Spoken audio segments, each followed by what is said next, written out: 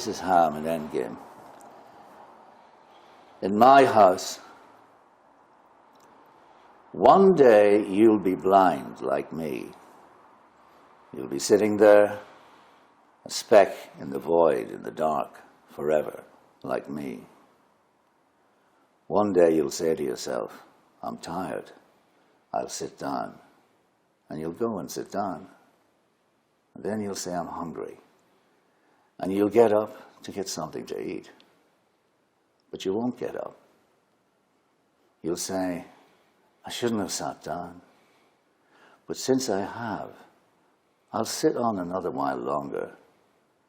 Then I'll get up and I'll get something to eat. But you won't get up and you won't get anything to eat. You'll look at the wall a while and then you'll say, I'll close my eyes, perhaps have a little sleep.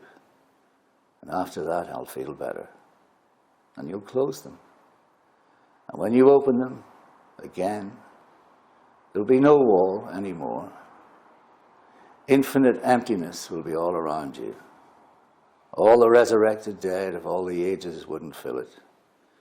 And there you'll be, like a bit of grit in the middle of the step. Yes, one day you'll know what it is.